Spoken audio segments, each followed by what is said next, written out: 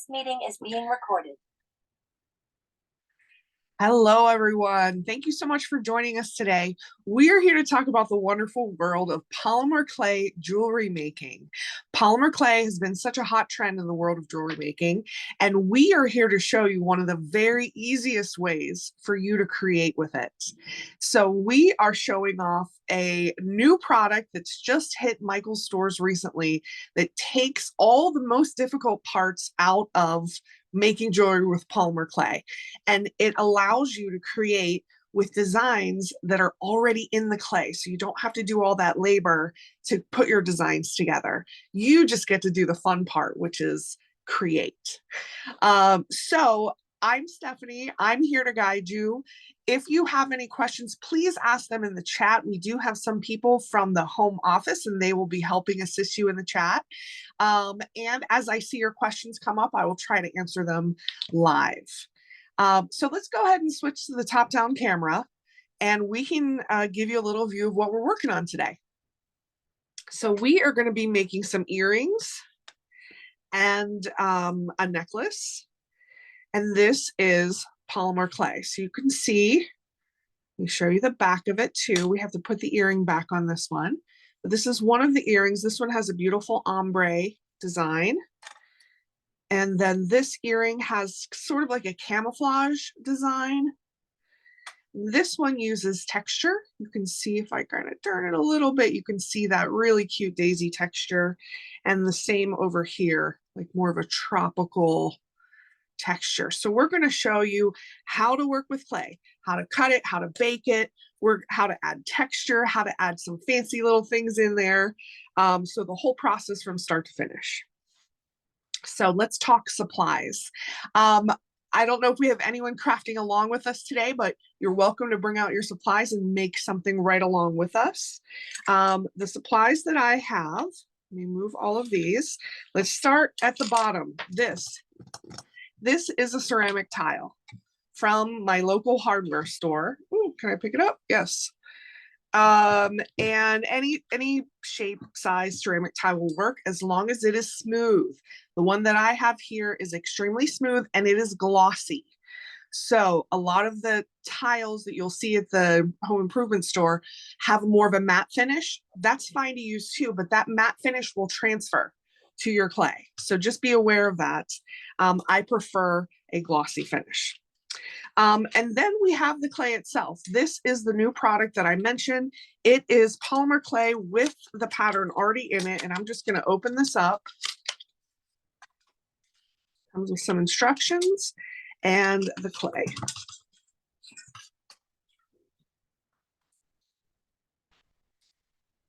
And so you can see the pattern is already in there. So there are patterns from sort of stone patterns, cloud patterns. There are just ombre patterns. There are a lot to choose from in that area at Michael's. And they come wrapped. And this is what it looks like. This is the clay. All right, so that's the clay. Then I have some tools. So I have some plastic tools to work with the clay, and I have this sharp metal one and a clay blade. And I'll talk to you about what these weird things are on the top of it. Then we have, let me move this out of the way. Then we have an assortment of cutters. These are plastic cutters to cut our shapes out of, and we have some texture sheets. So these are the two textures that I showed you. This is how they're achieved by these like bendable plastic sheets that impart texture, and they are reversible. So on this side, we have another flower, and on this side, yet another flower. All right, so we have our texture sheets. And then off to the side here, I have, there's a lot of ways to do this, but one of them is put it on a baking sheet and cook it. This is a little quarter sheet pan and a piece of parchment paper. But the way that I like to do it, I like to bake it right on my ceramic tile. That means I don't have to move it. I make it on the tile, I pick up the tile, I put the tile into the oven, and it's just less moving, less fiddling around with the clay, which is always better, kind of simplifies the process. I also have some other tools over here. We have these. These are thickness guides. So we're going to be rolling out, oops, and here's my roller. So we're going to be rolling out, this is a hollow acrylic roller, rolling out the clay to a certain thickness, and these will help us get our thickness even. If you are a hardcore polymer clay crafter and you have a pasta rolling machine that you've dedicated, that also works with this too. But we are doing it the manual way. So I think that's about, oh, one more thing. I have some cornstarch here. This is just a handy little helper to make sure that your tools don't get stuck in the clay and you can easily remove them. All right, but let's go back to the clay itself.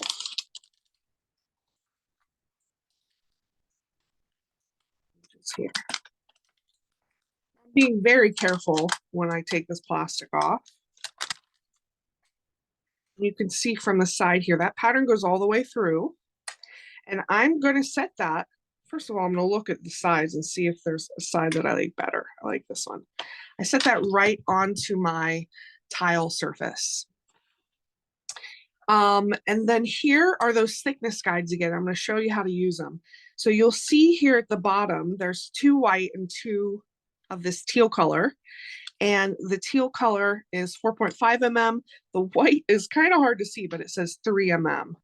The camera's not picking that up. So when you are creating jewelry with polymer clay, it's usually one of those thicknesses. You know, this thickness, for example, I'm looking at this necklace pendant. It's about 3 mm. This is about 4 mm, somewhere right in that range. And when I say mm, that means millimeters. I'm so used to talking in mm's, but let me clarify, that's millimeters. In jewelry world, things are measured in millimeters. All right, so that is what these thickness guides do. They help us to roll it out. So I set those on either side of my clay. And then I go in with my acrylic roller. So what I can do first is just get a little bit of cornstarch either on the roller or on the clay itself. This is just so that we don't get any stickiness. So if you are crafting along, you probably want to preheat your oven. We are going to bake these at 250 degrees. All right, so I have my roller and I'm going to go in and start rolling. And I'm being pretty delicate with how I roll this. I'm not going like with my full body weight right at the beginning and pushing down. I am sort of, I don't know, warming it up a little bit here and trying to take the pattern out from the middle to the top and then again from the middle to the bottom. And, you know, it's up to me if I want to pull this pattern up and down like I'm doing, or if I want to pull the pattern this way. So I'm either going to stretch it this way, or I'm going to stretch it this way, but the pattern will stretch. All right, so again, coming to the middle and working my way down. Do we have any polymer clay people here in our group? Have you worked with polymer clay before? Have you ever made jewelry? It's okay if you haven't, because I'm going to teach you the way. So this process can take a little bit because I don't want to just put all my body weight and really like create a wave in the clay. I want to be a little more gentle with it. And then if I think I'm getting close, I can kind of go to the side and see I'm probably about 1 millimeter off. So let me keep rolling. And again, if you have a pasta roller that you're crafting pasta machine, you can roll this right through there. And that makes the process just a little less hands-on. You can see as I roll, the pattern kind of is swirling a little bit, is changing a little bit. That is part of the beauty. All right, let's just see. I'm kind of feeling with my fingers to see if yeah, I'm just about there. Okay. All right, so my clay's rolled out. Now I get to pick out what cutters I want to use. So let's see, I have some different size circles here. And here's where your cornstarch really comes in clutch. I dip my cutters in the cornstarch. And then the cutters, you want to lay that down exactly where you want it to cut. And you can see through the cutter to see what shape you're going to get. So if I want more of a dramatic swoosh, I can go somewhere down here. I like the way that looks. So I just set it and press down. The cutters have like an edge on the top that allows your fingers to press that down and just lift straight back up. Okay, let's make a second one. And I don't want to get it too close. So I'm leaving probably about 1/8 of an inch in between cut shapes. There we go. That one lifted up just a little bit. All right, let's make some other shapes here, always dipping in the cornstarch.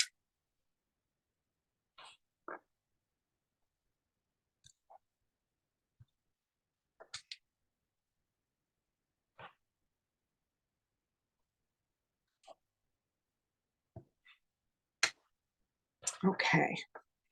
All right, so, and then you would continue to cut this, fill this up with any shapes that you want until you've utilized the entire sheet. And then just like when you're making cookies, you can pick up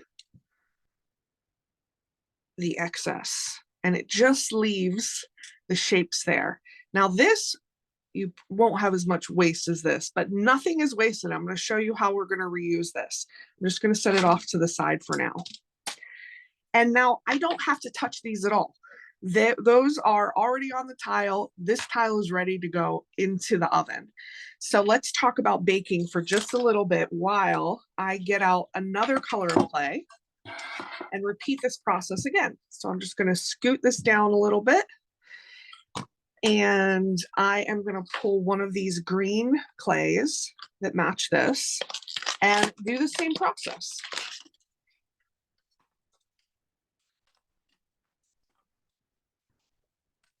So I like this light green. It is tacked down with little stickers. So sometimes I like to just go in with a little knife and cut that.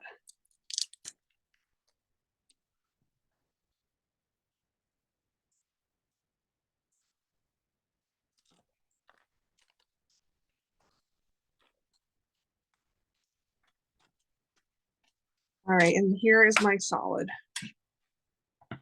So the same way that I did the pattern, I'm gonna roll these out and let's talk about baking. So first of all, you wanna bake this in a traditional oven or a toaster oven. Convection oven will work, and you want it to be 250 degrees, which is quite a cool oven. Because it's baked at such a low temperature, it gives you the opportunity to bake things in the clay. And I'll show you how to do that. But you want to bake it for about 20 minutes. And I say about 20 minutes because everyone's oven is a little bit different. The rule of thumb is 20 minutes, 250 degrees. However, if you are going to err on one side or the other, err on the side of cooking it longer, not undercooking it. Undercooked clay will get brittle on you. Perfectly cooked clay will be nice and flexible. I'm going to show you. Here's some perfectly cooked clay, and look how flexible it is. It's like almost like a piece of rubber. That makes it a lot easier to work with. You don't have to worry about it snapping or breaking. And that is from the temperature and time at which it is cooked. So sometimes I'll let mine go for 25 minutes, 30 minutes. You're not going to burn the clay at 250 degrees anytime soon. So I would just, if you know your oven, if you know you have hot spots or warm spots, just adjust that to whatever your particular circumstances. All right, there's my clay. I forgot to add some cornstarch to it.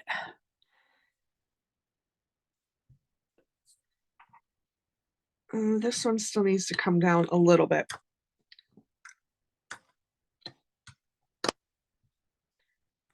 So like I said, you can bake it directly on the tile, or you can bake it on a sheet pan with parchment paper. I've also used aluminum foil. Don't go out and buy parchment paper if you don't need to. Aluminum foil will work as well.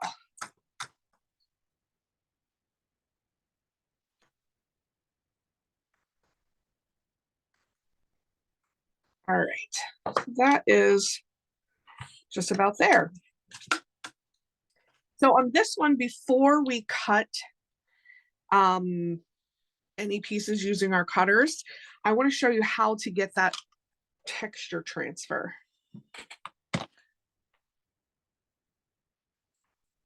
So here are some flowers. We're going to use these smaller flowers. Now with the texture sheets, I like to use a lot of cornstarch because that I feel like I have more confidence in like really pressing it into the clay. So I'm going to put some cornstarch on the clay and on the texture sheet. And I just have an old paintbrush here that I'm doing that with.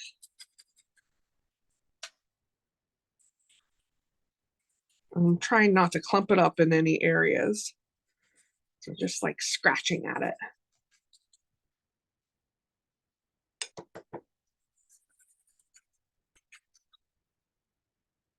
Okay. Somebody asked me in the last class if you can use flour. I haven't tried that yet. Has anyone tried using flour with polymer clay? All right, so here we have our texture sheet. I'm going to put that face down right on top of my clay and then go back with my roller. And here's where you want to make sure you have an even pressure throughout the entire face of that clay sheet. It's very easy to get some of the areas deeply texturized and some of the areas light with light texture. So you just want to make sure that you're applying even pressure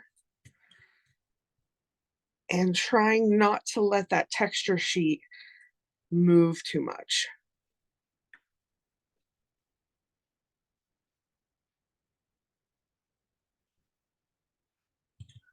All right, the moment of truth.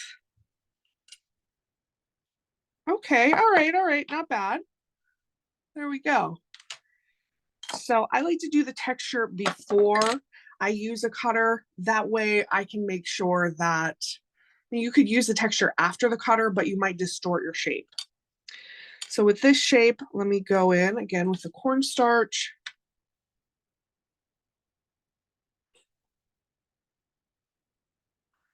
And I can kind of line up where those flowers are inside my shape.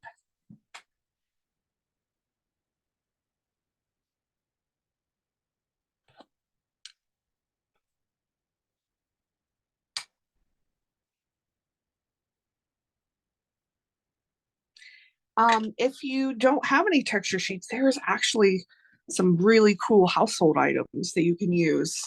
Some people use sandpaper and it gives you like this beautiful, I don't know, kind of a crumbly kind of a texture, really pretty.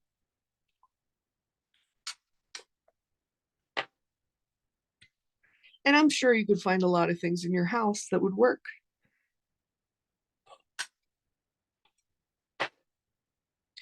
All right, and then you would fill that in with a lot of different cuts. And then you peel away the excess.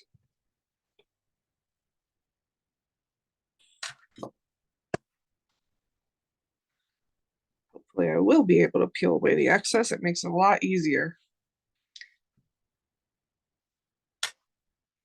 If this happens, if your clay starts breaking on you, you can go in with your blade and try to lift it up that way.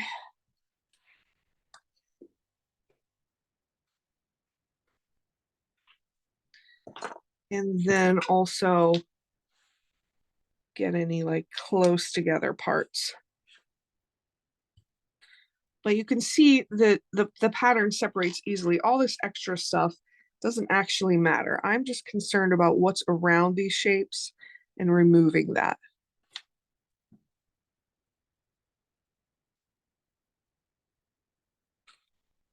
Okay, and my goal is to not touch these.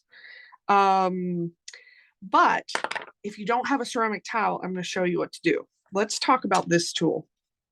So this does come in like a basic toolkit. It comes in a little plastic case like this. It is a very sharp blade. And how I like to do it is I just took some, last time I baked a bunch of things, I just took some leftover clay and like made these handholds. I stuck it right on the blade and I just put the blade in the oven on my baking sheet. And it gives me some handholds so I can just feel more comfortable knowing that I'm not grabbing the sharp end of it. So if I would need to transfer these like to a baking sheet, don't try to just use your fingers and pick that up because you will distort what you have here. Use a blade, come underneath it with the blade flat against the surface and wiggle it under. And then you can start to pick that up. I'm not going to actually pick mine up because I want mine to stay there. Okay, and then you can use that to transfer it to your baking sheet. Okay, these are ready to go in the oven. I don't have to do anything else to them, but if I want to do something else to them, I can show you some cool stuff that we could do. So, as I mentioned earlier, this is a cool oven, so you have the opportunity to bake some things in there that you might not ordinarily do. I'm going to show you this piece of clay. This, I just baked that little rhinestone in the center. And these are just the cheapy little rhinestones that you can get at Michael's.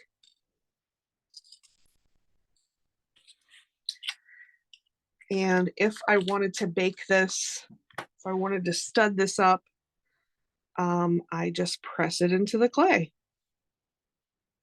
So I'm just going to put one little rhinestone here, press that into the clay with a tool while the clay is wet. Okay, and then that will, it's not going to burn. You can do glitter the same way. Glass beads, you can press that into the clay. Because the oven's only at 250 degrees, it allows you to work with other materials in the clay. Okay, so now this entire sheet is ready to go into the oven. So let me put this behind me. And we're going to switch to some pieces that have already been baked. So like I said, 250 degrees, 20 minutes. Allow them to cool completely. And you will get a bunch of shapes that look like this. Here's some texture sheets. Now they will come out with a little bit of haze if you used cornstarch. You can just put them in some warm soap and water, scrub them up, and that'll get that haze off of there. Just that leftover cornstarch. So next thing is we want to start designing what pieces go together. And I know that I want this to go with this. And because these were already made, it already has a hole there. I'm going to show you how to put the hole. So this piece does not have a hole. But let's say that I wanted to create a pair of earrings where these two things are connected. Let me show you how to do it. If you have a Dremel drill, an electric little mini drill, very easy to make that hole. If you do not have a Dremel drill, you can use just like a little pin vise, little hand drill. And it only takes a few seconds. Just decide where you want the hole to be, place it, and it just spins in your hand. And it's already poked through the back. Just a few seconds is all it needs. I prefer making holes this way. So you can see how easy that was. You can also make holes before the clay goes in the oven while it's still wet. I don't enjoy that as much. I've had some mishaps with that happening, and it's not, I don't feel like it's as accurate as adding them once the clay is baked. So that's how you add a hole into it.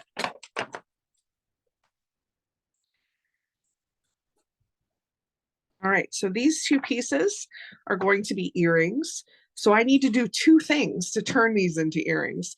First, I need to connect these two shapes together. And second, I need to add an earring back to this.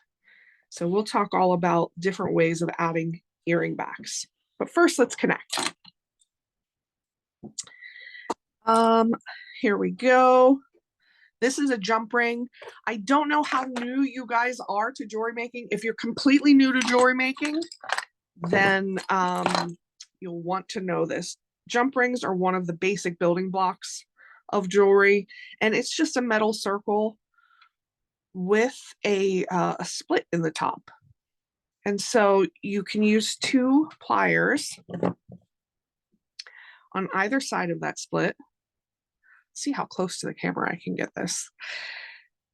And one of the pliers is going to move toward me and one moves away from me. You see how I bend it open like that? Now this open jump ring can be thread through our shapes. You do want to use a larger jump ring. This is an 8mm. You can even go up to 10mm, and that would allow them to swing a little more freely. But I add both shapes on there, and then I'm going to close it.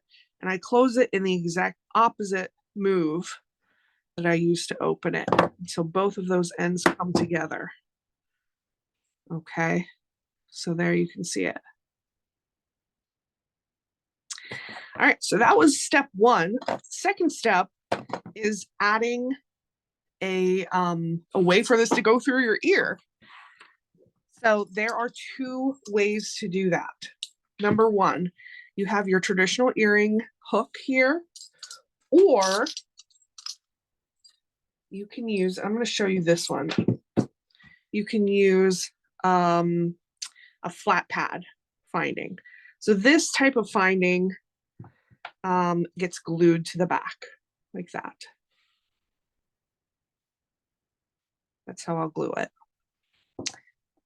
This type of finding has to connect to the top of this. So I would need to have another hole in the top and then another jump ring to do that. So I'm going to show you both ways with two different kinds of earrings. With this one, I'm just going to use the glue-on style back. This is the glue that I like to use. It's a Loctite super glue.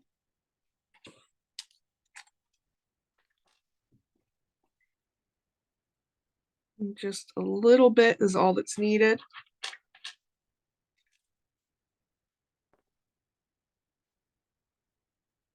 And just put that right on there. And I don't want to touch it until that dries. But you can see that's how you add that type of earring hardware. If you want to use this one, let's create a pair of earrings that looks like that. So we have some pretty shapes here. What should we do? Maybe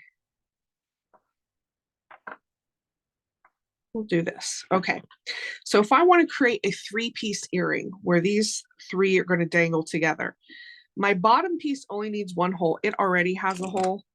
I'm just going to make sure that that is big enough. Your middle piece needs to have two holes, one to connect to this side and one to connect to this side.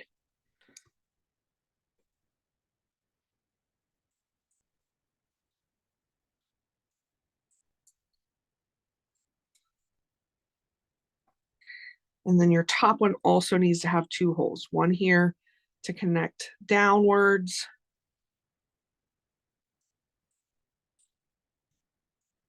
and one to connect upwards.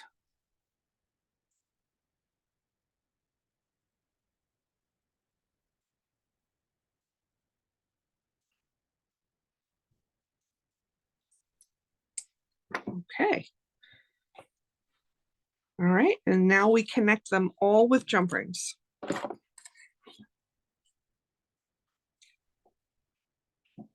All right, so get out your pliers and then find that break in your jump ring. And sometimes you can just use one plier and your hands like this. And open that up. So I'm going to start from the bottom, connect this to the middle piece. And when you are connecting them, just make sure you're connecting the right sides together. Oh, I'll bring in my other pliers and close that up. So now these two pieces are together.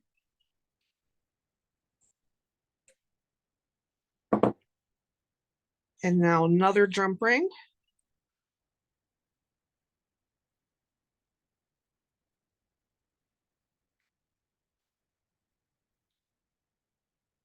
To connect this to the top piece.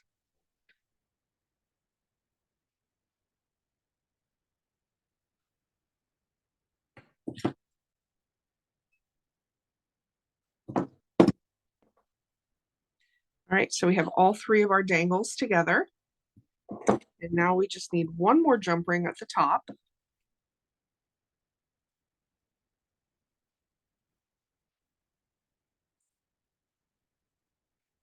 And before I close this one, I want to add my little earring piece on and close it up. So that's simple. You have a fancy earring. So obviously the possibilities are endless. There are a million different cutter shapes from large to small. But that is sort of the hardware side of how that's connected. Now let me show you how, with the skills that we've already learned in this class so far, you can kind of expand it and make some really cool stuff. So here we have two pieces that we baked. This is also from that ombre slab. They just are kind of two coins. This is how you make stud earrings, by adding the little this to the back. So if I just glue that to the back, then I have a stud earring. To make necklace pendants like this one. This is just one of the pieces that we've already baked. Has a single hole at the top, and put that on a pre-made necklace chain sold at Michael's. And then you have a beautiful custom little necklace pendant.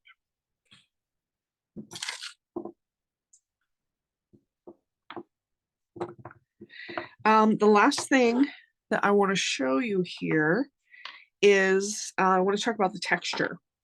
So when the clay is baked, you get this beautiful matte finish. I love the matte finish, but if you want to make it shiny, I'll show you how to do that with this little arch piece here. To make it shiny, you need a gloss, and we are using UV resin. So UV resin is a clear material that cures in UV light. So I do have a UV light over here. All of this is also sold at Michael's. Here's our UV light. You can see it turn on and off. And you just need a little drop of the UV resin on top. And then I go in. You can go in with a brush or like a little wooden stick. And I want to spread that all the way to the edges, being sort of careful. I don't want to go over the edges. I'm also being mindful of any holes that I've drilled. I can poke through those holes again if I happen to cover them.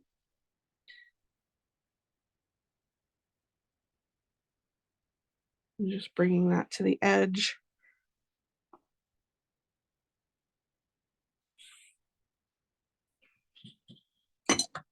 And you always want to wipe off your stick here. Okay, and that is ready to go over under the UV light. You can also put this in a sunny window, and the UV rays from the sun are going to cure the resin. This resin will not dry or cure just leaving it out. It's not a glue. It's only cured with UV light. So that would be via sunlight or a UV lamp. Have any of you guys tried UV resin before? I'm obsessed. I love it. All right, so this is curing. This is going to run for a minute. You may need a couple minutes to run this through to get rid of the surface tackiness. But really within just a few minutes, you can have a beautiful glossy coating.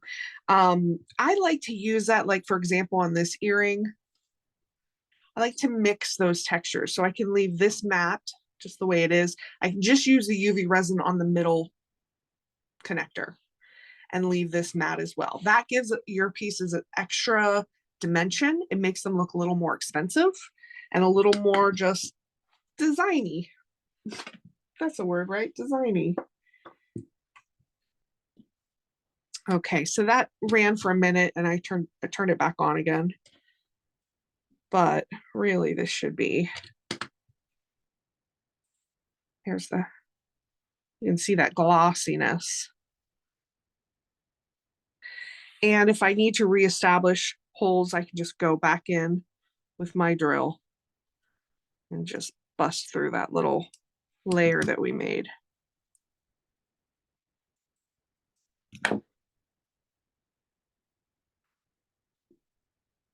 There we go. So that is how you can get more of a glossy finish.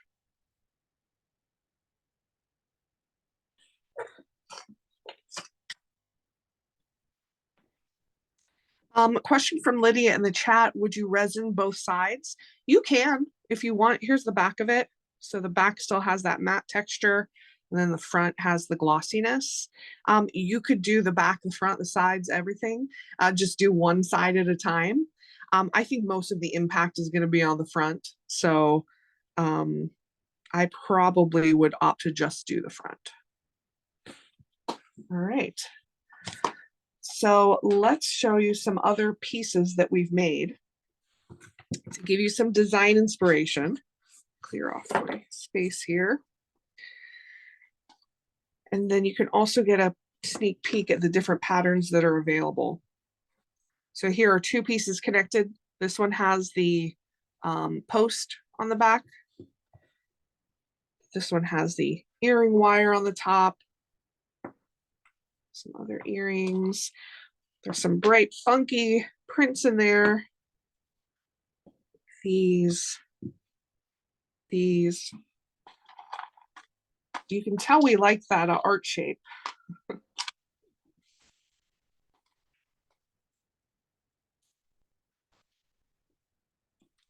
These, okay? So sky's the limit with, you can create dainty earrings like studs, and I'll show you exactly what that process of studs is, or you can create really large pieces. All right, so here I want to add my stud finding. Well, I'll do it two ways. I'll add both types of finding. So here I just want to glue on the back, little drop of glue. Oops.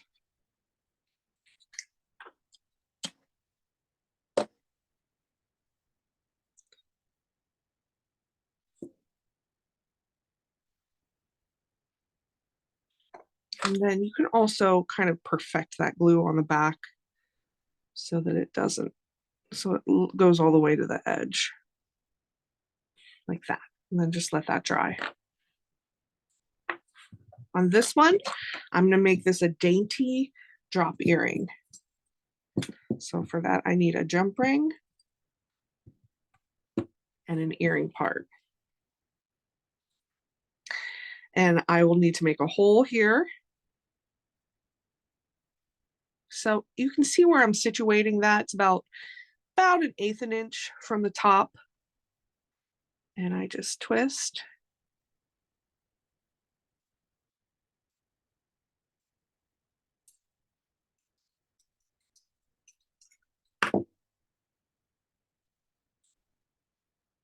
So now I have a hole. Open my jump ring.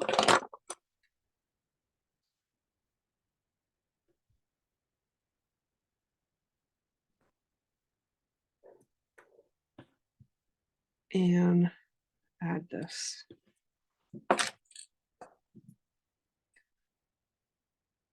And close the jump ring.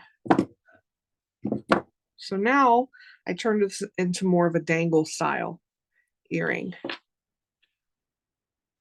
So 2 different earring types from the same piece. Fun? Are we having fun yet? Now these little shavings that I have on my my work surface, I have seen different creators do this, and I tried it myself. It works so beautifully. But you know, we're always in the business of not wasting anything. So you don't have to waste these little shavings. And in fact, if you save them over time, lots of different colors of them, you can sprinkle them on fresh unbaked clay and create sort of like a little stone pattern. So that's a little tip for you. All right, so that's one tip. Let's talk about reusing and storage. So this is the piece that I have left over from those first earrings that we made. We don't want this to go to waste. None of it has to be wasted. What I can do is just kind of reconstitute it.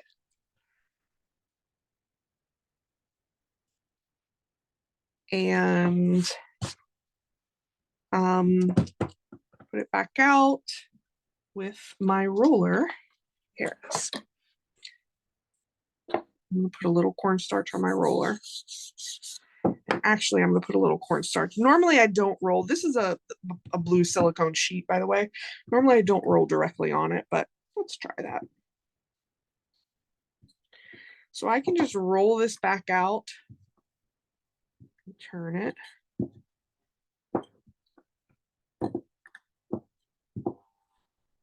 I'm using very gentle pressure here. Roll this back out and cut into it again. And then once you do that piece, then you pick up your excess and you can roll that back out. Now, each time you do that, the pattern is going to get a little more distorted and it will turn into kind of this beautiful, like marbly kind of look. So you can see how this is more marbled. This is where we started. So you can see the patterns get bigger and wider, but I think they are so beautiful. So let's just cut a piece out of there. Right there, that looks pretty.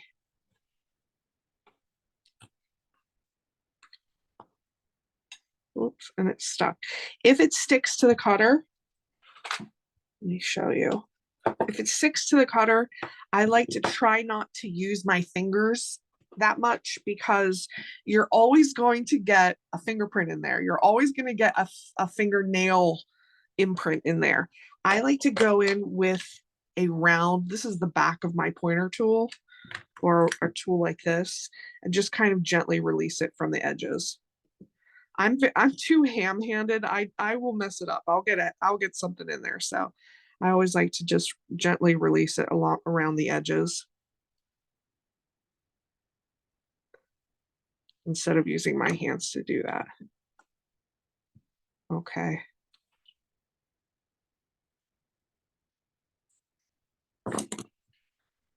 And then that would be ready to go in the oven. I'll show you again how to transfer something that's not on the baking surface that you need.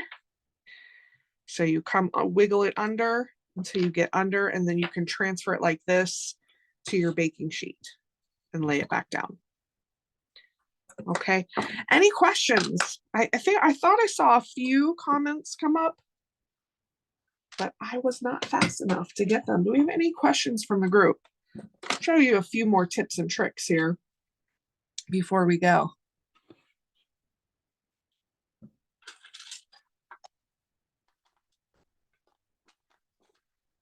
I'm going to show you some more pieces that I pre-baked for you guys. So on these, I use the texture and a pattern. So after doing this, I realized I like the texture when it doesn't also have a pattern. You can just see it a lot better. But this is what that same texture sheet looks like on a pattern.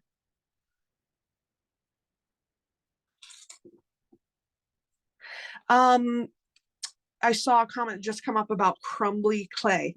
If you are talking about solid clay that has gotten crumbly on you, that probably means that somewhere in the storage process that it was either in like really hot weather. There's a couple things you can do. First of all, you can take the entire slab. I'm going to open another one here. You can take the entire slab and put this in warm, not hot. Oops, I hit my camera. Warm, not hot water for maybe 5 minutes. And that can help to reconstitute the oils that are in it. The second thing that you can do, make sure that you are storing it in an airtight container. And to do that, I like to hang on to each thing of clay comes with this little acetate little case here. Okay. Don't throw this away. This is a wonderful little storage piece. So I'm just going to use a portion of my clay, like this piece that I cut earlier. I can just keep that in here and keep the cover on it, and that'll keep most of the air out. All right. That is how I suggest to store it. Do try that warm water trick. In the instructions, it gives you an exact water temperature, and I can't recall off the top of my head what that is, but it's warm water. You leave it in for about 5 minutes. Any other questions? I wanted to show you here. So this is straight out of the oven, what it looks like with no trickery. I'm going to show you the edges. Sometimes you can get, I don't know if you can see, but a little foot on the bottom of it.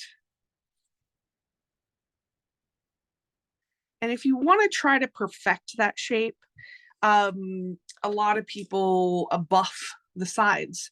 You can use a nail buffer. You can use a nail file. You can use a machine like a Dremel that has a buffing attachment. That can just help smooth those edges just a little bit. But to be honest with you, it's not that noticeable. Olivia, yes, you can sand it. But here I just have a nail file. We can switch to a lighter nail file. You can just sand along the edges there just to make it smooth, especially if you are selling your creations, giving them away as gifts. You know, there are ways to work with this material so that you can get it perfect every time. So here I'm just going along the edge and with a nail file, just knocking back any little texture that I feel. And that kind of real pearls. I would not add real pearls to this. Glass pearls, yes. Real pearls don't work well with anything that's oily. So I would not use real pearls, but glass pearls, definitely. If I wanted to, while this clay was wet, here's my clay piece here.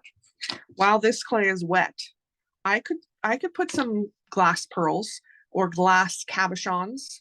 Those have a flat back. And that should be fine in your oven. All right, any more questions? I'm just going to work on creating another pair of earrings over here. And I think I'm going to put these two shapes together. And I want that to go right about here.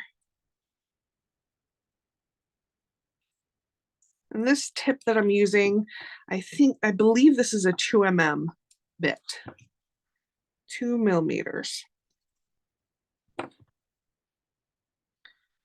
This one.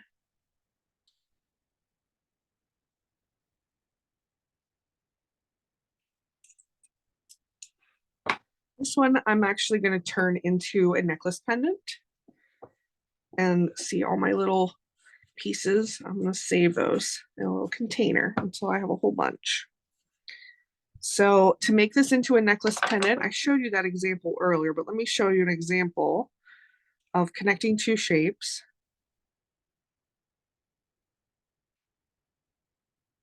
Oops, don't want to close that yet.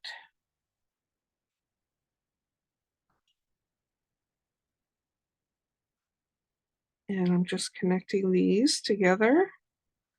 Whoop. Lost my hole. Let's see. There it is.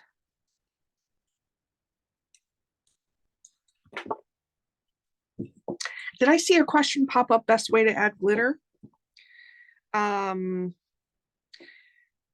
I would say to add glitter to the top of it, you're gonna need a product to make that stick.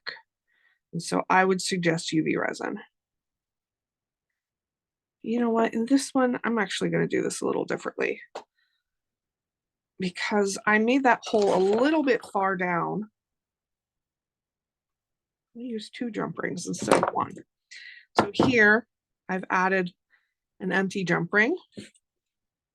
Now let me open that one up. That one's going through this piece.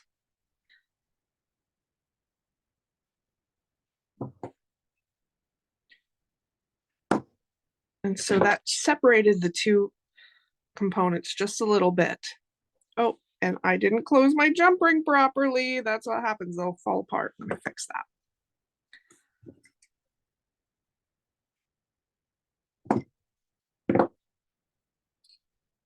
Oh, actually, I like it this way. This has one shape on the front and one shape on the back.